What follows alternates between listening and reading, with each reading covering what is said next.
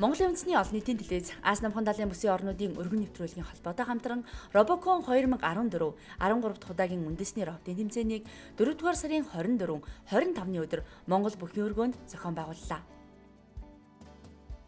Техник технологийн чиглэлээр үйл ажиллагаа явуулдаг 9 ихтэй сургуулийн 13 баг өрсөлдсөн Робокон 2014 үндэсний тэмцээний ялагчаар шинжлэх ухааны технологийн их сургуулийн мэдээлэл холбооны технологийн сургуулийн Телеком Монголиа багшаал гарч олон улсын тэмцээнд эх орноо төлөөлөн өрсөлдөх эрхтэй болсон юм.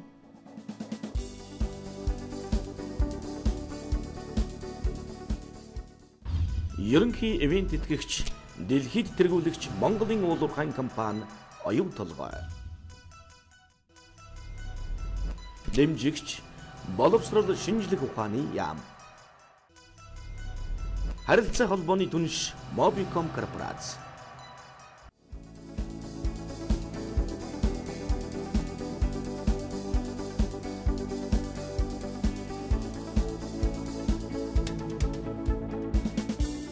Олон улсын тэмцээнд амжилттай оролцохын тулд үндэсний ялагч багийнхаа роботуудыг илүү хөгжүүлэх, найдвартай ажиллагаа хурдыг нэмэгдүүлэхүүднээс бид үндэсний роботын тэмцээний оролцогч багийн ахлагч, удирдагч багш нар болон шүүгчдийн зөвлөлдөх уулзалтыг санаачлан 5-р сарын 3-ны өдөр зохион байгууллаа.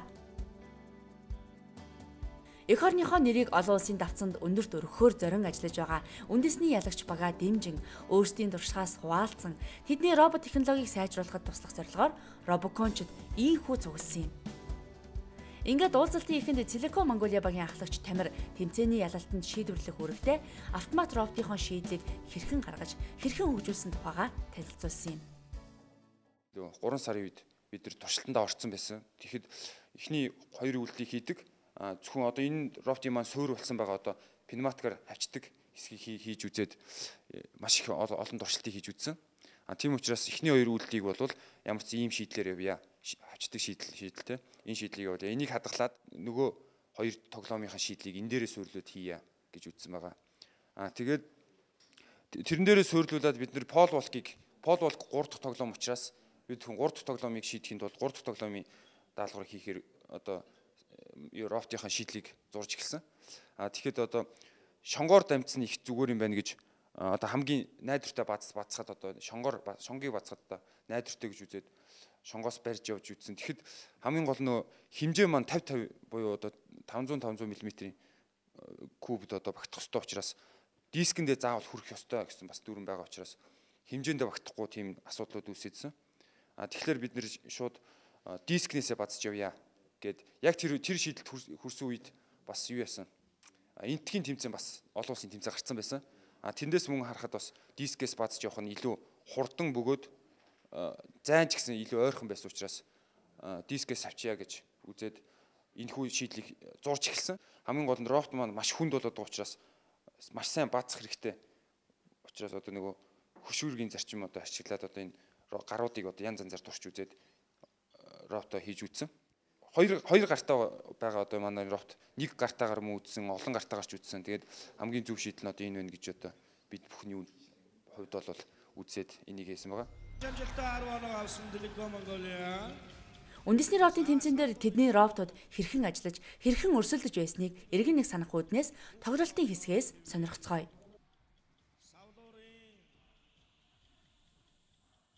Үндэсний роботын тэмцээний туршид Телеком Монголиа багийн робот онооны тоглолт хийсэн.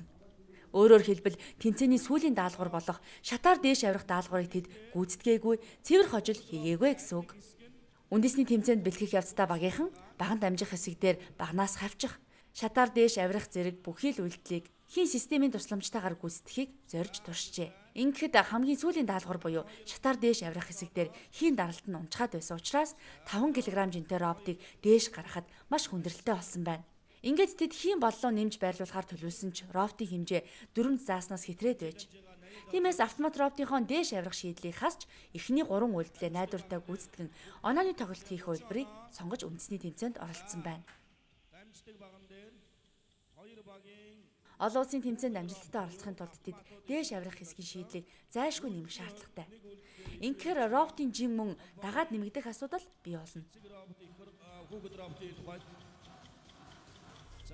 Дөрөвдүгээр үйлдэлийг одоо бид хүн одоо олон улсад оролцохдоо яг хуучин шийдлээ жоохон хөнгөрүүлээд жин одоо нэмж болохгүй учраас ер нь хүнд байна гэдэг чи одоо юу гар ровт маань автомат ровтыг зөөж тавих энэ төр үйлдэлүүдэд маш хүнд байгаа. Тийм учраас хөнгөн бөгөөд дээрэс нь илүү тийм олон зүйл одоо нэмэхгүй, олон үйлдэл нэмэхгүйгээр л дээшээ гарах үйлдэл нэмье гэж бодоод байгаа. Тэгэхэд одоо пневматик маань ер нь буруу шийдэл юм байна. Тийм учраас одоо энэ хоёр явдаг гараа л ашиглаад одоо сайн одоо хурдтай хүчтэй мотор тавьж л одоо шийдье гэж ерөөхдөө бол ярилцсан байгаа.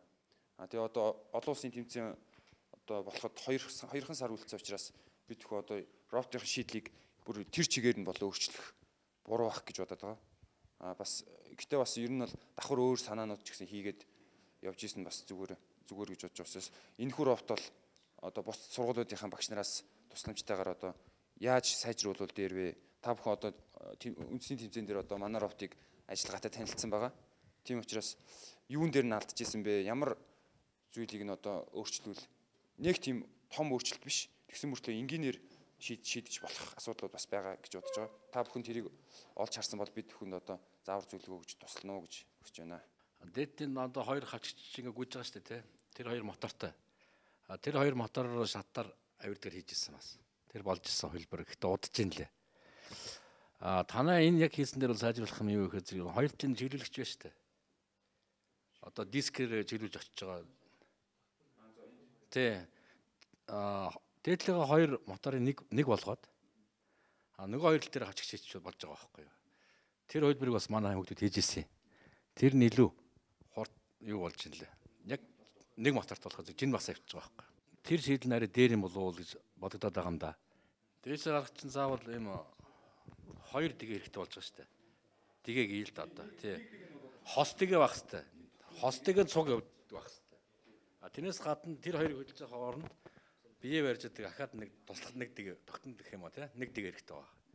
Хий болон энэний доотлолт ийм гоё юу хийж өгöd. Доороос ингээд ийм тавцсан хийж өгöd. Тэгээд доогоор ингээд шургуулж юуны шургуулж байгаа. Зүгтэг хийгээд тэгээд тус. Юм их л ах гэж. Тэгээд энийг аваа хийчихсэн. Энэ хоёр хийн цилиндр бол тэрэггүй одоо зүгээр ингээд шургуул ачаалаар болоод байгаа шүү дээ. Маа танаа хоёр дугаар агийн ровч ерөөсө нэгэн дээр шургуул аждаг. Энэ бол хангалттай том зай яаж байгаа шүү. Тэ энэгээр ингээд хавччихын нөгөөтөө зөв чинь хамаагүй хурдан явж байгаа байхгүй. Хоёр удаа ингээд сүүлийнх дээр ийшээ шургуулж хаяад эднүүс нь тавьчихад болооткийнхаа тавцангаас хөндөрч байгаа байхгүй. Тэгүн гутал нь гар овчин бол хаанаас л хаанаас энд хурж байгаа шүү ерөөсөө тий. Энэ ялангуяа хажуу талаас авч байгаа тохиолдол их амар хурж байгаа. Тэгэхээр энэ хэсэг чинь энэ цилиндр чинь амар хүн цилиндр шүү. Нэг 200 г-аар байгаа та. Энэ хасагдана гэдэг чинь энэ хуваарлах хасагдана. Хуваарлагч өөрөө бас 200 г. Ингээд нэг 400-500 г гэдэг чинь хэмжээ байна. Тэгээс энэ нэрж бол хамгийн хөнгө. Хамгийн хөнгө. Энэ 10-аар хийсэн 15-аар хийсэн энэ дээр бол бараг ялах хэрэгтэй. Нэгийнх нь гарнахлаар их энэ юунд ороод класст ороод ингээд татагдаад ингээд дараа нь язарч яваад. Тэгж ганах дандаа цэгэн ганаар. нэгийнх нь доотлыг нь аваа явчих бол баг болж байгаа шүү дээ. Цэгэн ганаар байна. доотлыг бол авч хийж байна. Автомат роботыг одоо мотор ашигласан байгаа. Мотор гэдэг бол маш одоо ашигтуулын хөвцөнд айгүй багтаа. Жишээлбэл одоо мотор гэдэг маань хурдан хүчтэй байхын тулд мотор айгүй хүнд болдог. Авар хэмжээ том болдог. Тийм учраас бид хүн болж өгвөл пневматикаар одоо роботын шийдлийг шийдэх санаатай байгаа. Тэгж чадсанаар одоо хурд хүчний асуудлыг бол одоо тийм асуудалгүй болно. Гэхдээ пневматикийн маань одоо ганц дутагтай тал нь одоо хийн боллон банк маань одоо их байх хэвээр. Тийм учраас хийн боллон банкыг хэмжээгээр байрлуулах тийм зай нөхцөл гарах болно хэрэгтэй. Надад бол одоо ингээл танаа энэ машины доотлын хэсгийг л аваа ичхэд л ерөөс яг л гоё л. Доотлыг авчаад авирдаг юм гэж нэмэгдэж шүү дээ. Авирдгийг харин доороо их үү хажуудаа их үү гэдэргээд жоохон авирдгийг харин би одоо ингэж бодоод байна. Манайх ч одоо явсан дээр л энэ гаран дээр л хийж шүү дээ. Энэ гар чинь төсний зэрэг ингээ хөдөлж байгаа. Тэгэхээр доогуур юм уу? Одоо энэ моторын энийг дууш тээ. Нөгөө тогтмол гар ингээд нөгөө одоо манайх бас өмнө хийсэн мэт л да нөгөө шатан дээр ингээд тэгэлж гарч явцаад ингээд тэгэлдэг те. Ирзэнээр татсан ч гэдэм юм уу? Тийм гарыг хийхлээр хойноо нөгөө бас техник хэрэгтэй те.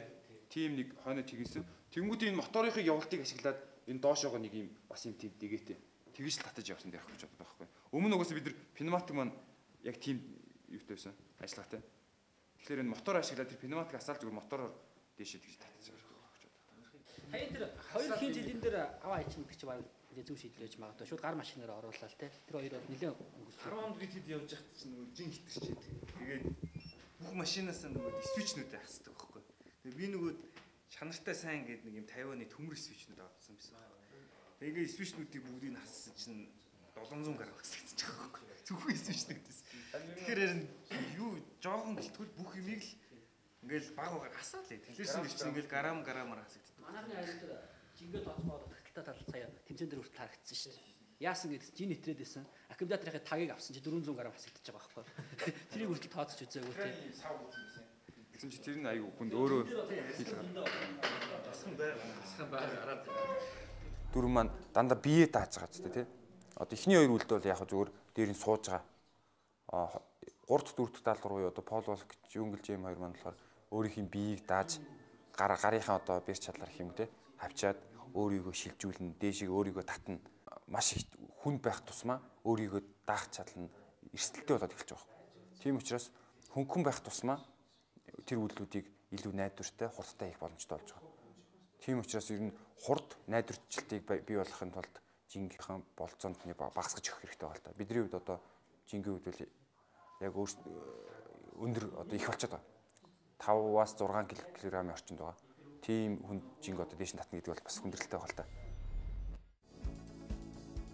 Энэ жилийн тэмцээний дүрмд зааснаар их болон хүүхэд роботын нийт жин 40 кг байх ёстой. Мөн өндөр өргөний хэмжээгч мөн дүрмд заасан байдгийн. Тэгэхээр хэмжээ болон жинг бодолцсон шийдлийг гаргах нь чухал гэсэн үг. Энэ жилийн авраг болсон баг бол харьцангуй яг ерөнхийд миний зүгээр харж байгааг софт талын юугаар найдвартгай ажиллагаа талаасаа бусдаасаа найдварт ажиллагаа талаасаа бусдаасаа ялгарснаас биш хурдаараа бол ялгарч чадсангүй л дээ. Тэрмэн бол би бол миний хувьд болохоор тэргээрээ ялгарч чадах юм илүү байх байсан. Сая зүгээр софтвер талынхаа найдварт ажиллагаа талаасаа л ялалтыг авчлаа гэж би харж байна. Ерөнхий ивент тэтгэгч, дэлхийд тэргүүлэгч Монголын уулуурхайн компани оюун толгой. Телеком Монголиа баг олон улсын тэмцээнд цэвэр хожил хийх үүднээс хүүхэд буюу автомат роботын шатаар дээш авирах шийдлийг жингэн тооцоолон оновчтой шийдэж чадлаа гэхэд дараагийн бас нэг асуудал бий. Энэ бол цаг хугацаа. Өөрөөр хэлбэл хэр богино хугацаанд бүрэн тоглолт хийж цэвэр хожилд хүрэх вэ гэдэг асуудал юм. Манай нөгөө роботын гүйцэтгэл маань одоо нөгөө эхний 3 үлдийг 40 секундын өмнө хийхэд бол тусгаж байгаа байхгүй. 36 ч гэх юм уу. Тэгээд сүүлийн Пол Волкийг дахид давтаж хийж амжиж байгаа. Тэгэхээр савлуур дээр манай хамгийн цаг алддаг одоо харсан дээр одоо буулгаа тавиад аваад татаад нөгөөх гаргаж ирээ цохин тий. Тэгэхээр энийг хурцгах боломжтой л да. Энийг хурцгах юм бол нэг 20 секунд ч гэдэг юм уу тий. Хэмнэх боломжтой гэж үзэж байна. Би бол надад чинь дүүжин дайчин дээр тавьж байгаа шүү дээ. Тэрэн дээр тавихад бас л нэг юм ингээл чихэл углаад оруулчихдаг байна байхгүй. Ийм жоохон тарпиц хэлбэртэй тий. Чихэл оруулж. Тэгэл тийм савлж чинь буцаад татал авчихна. Хүчээр татал авчих шин. А нөгөө талд ч гэсэн савлуур дээр хийхдээ юугаа барьж байгаа, савлуураа барьж байгаа чихэж хийчихэл буцаад гаргаад. Тэнд баазах механизмыг бол хийгээд шаардлага байхгүй. Яг тэр хоёрыг хийгээд ихчих юм бол бас нөгөө хийнүүд ч юм бол хангалттай болоод эхэлнэ шүү дээ. Ер нь бол мөрөхгүй байна. Дүүжин дайчин дээр ингэж байна. Уг нь хэрэгжүүлсэн. Дүүжин дайчин дээр тавихтаа чайлдаа яг дүүжин дайчин ч бол яг юм тэгшинтэй байгаа шүү дээ. Яг тэр төвшөнд очиод яг тойргоор ингэж явж байхдаа л хайчмаар байгаа. Өөрөөр доотлын дэгээ хийгээд явж байгаад дэгээндээ тэглэгдээд одоо доотлын ингээд тулж байгаа нэг тулаас байгаа шүү дээ. Уг нь ийшээ яг дэгээ тэглэгдээл гар утна. Хаягдаад ингээд яг тойроод нөгөө радиост гэж савчаад эргэж ирэхдээ нөгөө талаас ирээд ингээд тэгэлцсэн байгаа шүү дээ. Энд тэгэлцээ шайлж байгаа. Уг нь эндээс нь буцаад энэ талаас нь ингээд цуглаад аваа явчих боломж бас байгаа хэрэг. Явдал дундаа. Тий, явдал дундаа. Хятад бол ерөөхдөө ингэж хийнэ. Гэхдээ биднээс хийж чадаагүй л дээ. Ер нь бол яг санаад сүүлийн үед яг хөглөр 7 хоног юм уу 10 хоног үлдсэн байхад тийм юм хийн гэдэг чинь дурш үзээг учраас их асуудалтай байгаа юм л да. Одоо бол хаас бас нэг 2 сарын хугацаа шүү дээ. Доотлын хэсэг авч байгаа таа зай гараад ирнэ. Тэгвэл их боломжтой болно. Тэгвэл маш хурдан. Тавилаа. Энэ чайлж өөрөө тэгэлж шүү дээ. Тэгэлж байгаа юм чинь ингээд зөрүүдээ явчих. Ер нь тэр авч тавьдаг механизмыг авч тавьдаг. Тэхийн тул гар роботыг чинь нөгөө чайлд роботоо барьж байгаа энэ гар шүү дээ. Тэр чинь ингээд аюул өнөр салны хөндлөлт болох шаардлагатай болно угаасаа. Тэр хөдөлгөөнөд гаргаж болно уу? Хэрвээ тэрнгээс хөдөлгөөн. Бид нар бол Гар машин бол ямар ч хүнд болсон бол сайн байхгүй. Ер нь. Энэ бол хөнгөн болсон байна. Тэгэхээр одоо юу гэдэг нь тэр нэг савлуурны нэг юм бариул байгаа шүү дээ. Бариул дээр нэг дэгээ байна тий. Дэгээ лөө оруулаад доошоо дарахад л нөгөө арталт нь ингээд шигдээд орчсон тийм байна. Цаад авчтаа суглаад цаад авчтаа ингээд татал. Тийш болохгүй бол болсоор тийм бол тэнд нэг юм хавчдаг янз бүрийн механизм байхгүй. Ер нь шийдэж шүү дээ. Олон улс дамж дарахын тулд хичээн минутанд ер нь энэ жилийн тэмцээний онцлогоос хамаарал хичнээн минутанд хийвэл амжилт гарах үед толоолж байгаа. Бидний үзнээр бол нэг олон улсын тэмцээнд хамгийн гол одоогийн байдлаар тийм. Одоогийн байдлаар бол минут 50-д л хийж илээ. Тэгэхээр минут 50 дотор хийх хэрэгтэй юм бол. Ер нь минут 30 зорилт байна. Ер нь тэгээ коммуникашн асуудал бас байна. Жишээ нь самбуур дүүжин дааж хоёр дээр бол гар автоос мэдээлэл шийдээд шаал өрөөсөө байхгүй. Юун дээр авах пол бол дээшээ гардаг шат хоёр дээр өрөөсөө коммуникашн. Тэгэх юм бол та хий ашиглахгүй, роп чиг хөдлөхгүй гэдэг чинь ерөөсөө анхны барилж байгаа л байгаа байхгүй. Тэр нөхцөлийг хангасан роботыг одоо самбуур дээр шуургадаг дүүжин даажин дээр бол аваачаад ингээд механикаар шийдчих юм бол их зүгээр байна. Ер нь бол одоо хугацаа байж бас. Хугацааны хувьд одоо олон улсын тэмцээнүүдийг үзээд хахад одоогийн байдлаар хамгийн хурдтай үйлчлэг үзэгдэж байгаа баг бол Вьетнамын баг байна. Вьетнамын баг бол минут 40-с 50-ийн хооронд хийж байгаа. Тэгэхээр бид хүн Вьетнамын баг олон улсын тэмцээнд очиод үзэхэд бол Хятадаас удаан байдаг. Тэгэхээр Хятадын баг бол тэрнээс хурд орж ирнэ тий. Тэгэхээр минут 30 дотор бол хийж олон улсын хэмжээнд одоо амжилт гаргана гэж үзэж байгаа. Тэгэхээр тэр хугацаанд дотор л оруулах хичээндээ.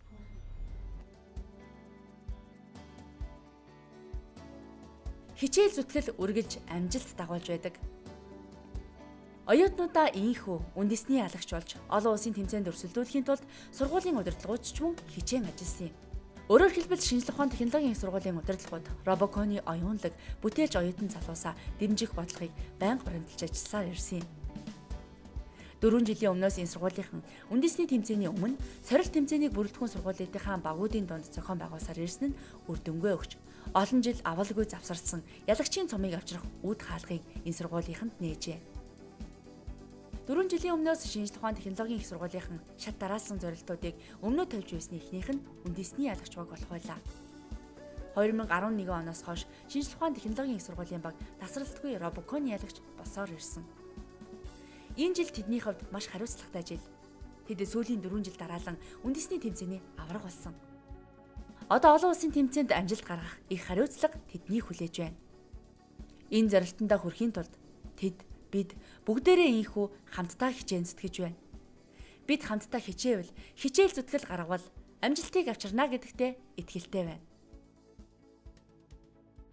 Ерөнхий ивент тэтгэгч, дэлхийд тэргүүлэгч Монголын уулуурхайн компани оюун толгой. Бид хүний хувьд автомат роботын хувьд жоохон хүнд болон жоохон удаан ажиллагаатай байгаа. Үүнийг засахын тулд одоо бусад багуудынхаа тусламжийг, материалыг болон санааны хувьд тиймэрхүү санааны хувьд одоо тусламж дэмжлэгээ авъя гэсэн хүсэл гаргасан байгаа. Энэ бол маш чухал зүйл. Ялангуяа ялсан хүн бусдыг сонсно гэдэг бол энэ бол үнэхээр бас зүгээр ч нэг одоо сонсъё гэдэг ирдэг. Энэ бол бас цаана маш том зорилготой байгаагийн шинж. Үнэхээр том зорилго тавьж чадсан тэрэндээ өөрсдөө хүрнэ гэсэн итгэл үнэмшлийг бий болгоцсон учраас энэ хүмүүс би сонсож байна гэж ойлгож байна. Ер нь эцэст бусдыг сонсно гэдгийн цаана бол зорилго л байна. Тэр зорилготой баг үнэхээр тэр зорилгыг яг үн амаараа үйлдэлээр биш юм гэхэд яг энэ бол ерөнхийдөө үйлдэлээр харуулад байна л гэсэн үг л дээ. Маш том зорилготой байгаагийн шинж гэж үзэж байна. Тэгээд энэ удаагийн уулзсан дээр ерөн шүтээсийн болон бос сургуулийн ихэнх багш нар ирээд бүгд шийдлээ ярилцлаа. Тэгээд бүх сургуулаас ерөн бол хүүхдүүд өөрсдөө туслая. Тэгээд багш нарын дэмжээ. Тэгээд бүгд нийлээд хийгээж ярьсан. Тэгээд манайх бол одоо ярилцсны үр дүнд бол одоо яг байгаа автомат роботоо энэ чигээр нэрээ апдейт хийгээд энэ роботоо бол ашиглана. Тэгээ гар роботоо болохоор бас механик инженерийн сургуультай нийлж бас арай өөр шийдлэр хийх гэдэг болсон байна. Чадна Монгол залуучууд бол бас өөртөө ихтэй зориул биелдэг. Тэгэхээр энэний төлөө бид хамтдаа зүтгэж байгаа учраас амжилтанд хүрнэ гэж бодож байна.